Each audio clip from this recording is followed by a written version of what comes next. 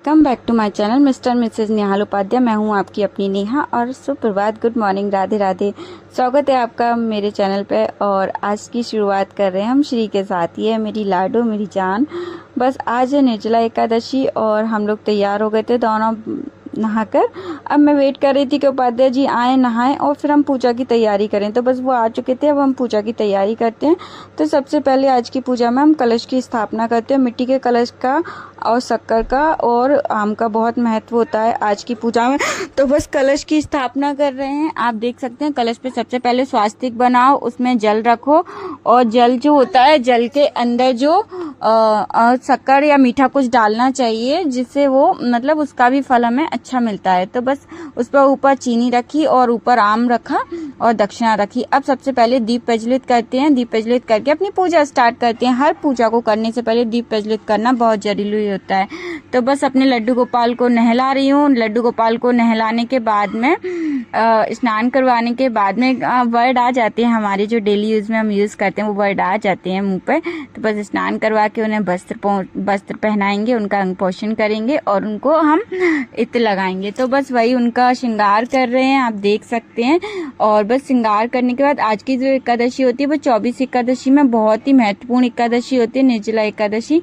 तो आज के दिन हम जल वगैरह नहीं लेते हैं और ना ही लेना चाहिए, क्योंकि ये एकादशी, निर्जला एकादशी का मतलब ही वही होता है, निर्जल। बस अब सबको तिलक किया और उसके बाद अपनी तैयारी करके अपने फूल वगैरह पुष्प जो होते हैं वो चढ़ाए, अपने खाटू श्याम बाबा की पूजा की, अपने भोले बाबा की पूजा की। बस अब उपाध्याय जी को बुलाया कि आके आप भी अपनी पूजा कर लीजिए, जिससे कथा स्टार्ट करें। तो बस ये इत्र लगाया। इत्र बाबा को लगाना बहुत जरूरी होता है। हमें बिहारी जी को इत्र सेवा जरूरी करनी चाहिए।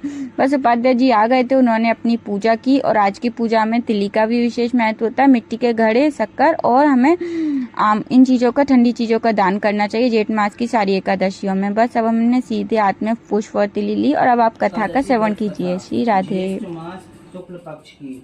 भीमसेन बोले, हे महाबुद्धि पितामहा, मेरी एक बात सुनो। युधिष्ठिर, द्रौपदी, अर्जुन, नकुल, सहदेव ये एकादशी को कभी भोजन नहीं करते। वह मुझसे नित्य कहा करते हैं कि हे भीमसेन, तुम एकादशी को भोजन मत किया करो।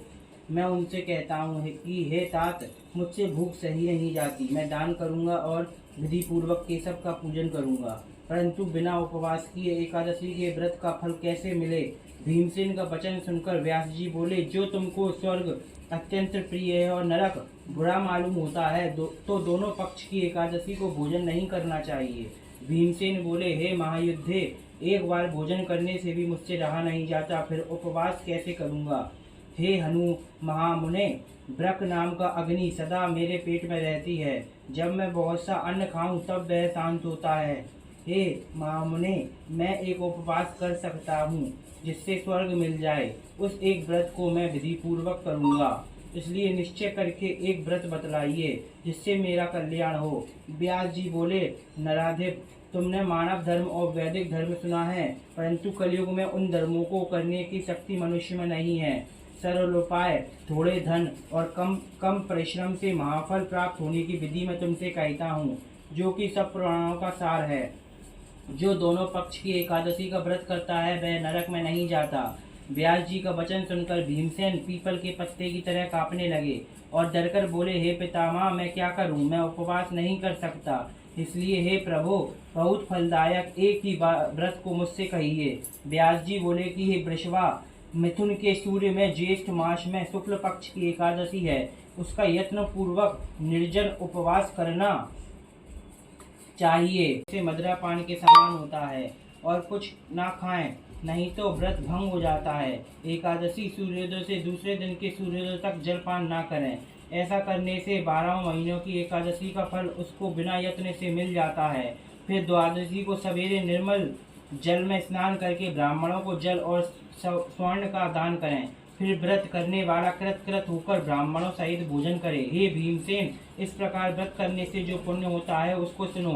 साल भर में जितनी एकादशी होती है उनका फल एक एकादशी के व्रत करने से मिल जाता है, इसमें संदेह नहीं है। शंख चक्र गदाधारी कृष्ण भगवान ने मुझसे कहा है कि सब धर्मों को छोड़कर मेरी शरण में आओ। एकादशी को निराहार करने से मनुष्य सब पापों से छूट जाता है। कलयुग में द्रव्य दान से शुद्धि नहीं है, समर्थ संस्कार से भी सद्गति नहीं होती। इस दुष्ट कलयुग में वैदिक धर्म भी कहाँ। हे वायुपुत्र, बार बार विशेष क्या कहूँ। दोनों पक्ष की एकादशी में भोजन ना करें। ज्येष्ठ के शुक्ल पक्ष की एकादशी में जो फल मिलता है वह सब दान करने से जो फल मिलता है, हे वक्रोधर, वह फल इस एकादशी का व्रत करने से मिल जाता है। उसी दिन से भीमसेन ने इस निर्जला एकादशी का व्रत किया, तभी से इसका नाम भीमसेन विख्यात हो गया। हे भूपाल, इसी प्रकार से पापों को दूर करने के लिए तुम भी यत्न पूर्वक इसका व्रत और भगवान की पूजा करो।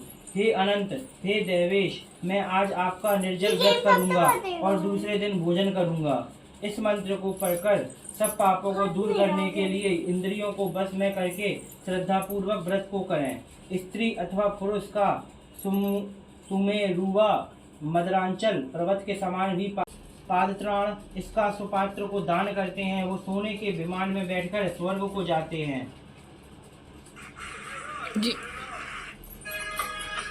मनुष्य को सूर्य ग्रहण में श्राद्ध करने से जो फल मिलता है वह इसके सुनने वालों को मिलता है।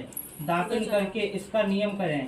मैं केशव भगवान को प्रश्न करने के लिए आचमन के शिवा एकादशी के व्रत में दूसरा जल ग्रहण नहीं करूंगा।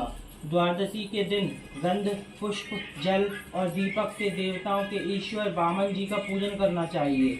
विधि पूर्वक पूजन करके इस मंत्र का उच्चारण करें। हे देवताओं के ईश्वर, हे इंद्रियों के ईश्वर, हे संसार समुद्र से पार करने वाले जल से भरे हुए कलश और पंक्ति के दान करने से मुझको परम गति दीजिए। ऐसा कहकर ब्राह्मण के लिए शक्ति के अनुसार कलश देने चाहिए। इस प्रकार जो पवित्र और पापों को दूर करने वाली इस एकादशी का व्रत करता है वह सब पापों से छूटकर परम पद को प्राप्त होता है। फलाहार, इस दिन कैरी का सागार लेना चाहिए। बोलो एकादशी बिहारी लाल की जय।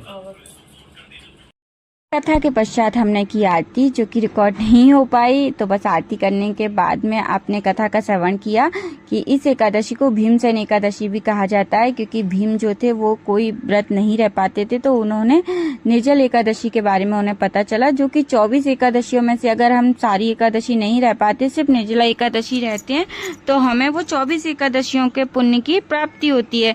तो आज के दिन इस एकादशी को भीमसेन एकादशी के नाम से भी जाना जाता है। वो इसी कारण से जाना जाता है क्योंकि भीमसेन ने ये एकादशी का व्रत किया था। वो उन्हें भूख बहुत लगती थी, बट ये एकादशी मतलब कोई भी एकादशी नहीं रह पाते थे। तो बस ये व्रत हमारे पितरों के लिए भी होता है, हमारे पितरों को भी मोक्ष की प्राप्ति होती है। इस व्रत के का जो पुण्य होता है वो हमारे पितरों के लिए लगता है। बस अब आप देख सकते हैं मेरी पूजा कंप्लीट हो चुकी थी। ये है मेरे लड्डू गोपाल, और बस इसी तरीके से आज की एकादशी का हम व्रत का जो संकल्प है वो मैंने लिया हुआ है। उपाध्याय जी तो निर्जल एकादशी नहीं रहेंगे, बट मैं निर्जला एकादशी का व्रत करती हूँ, हमेशा से करती हूँ। ये मेरे श्याम बाबा, हारे के सहारे की जय। बोलो खाटू श्याम बाबा की जय। बस अब आज की पूजा का यही महत्व था। आज दान जरूर करना चाहिए। मैं पेय पदार्थ चीज़ों का कन्याओं को जरूर दान करना चाहिए। उसके बाद हम कुछ ले सकते अपने शरीर के सामर्थ्य के अनुसार। अगर मेरा ब्लॉग पसंद आया हो तो प्लीज़ लाइक शेयर सब्सक्राइब जरूर कीजिए। Thanks for watching my blog.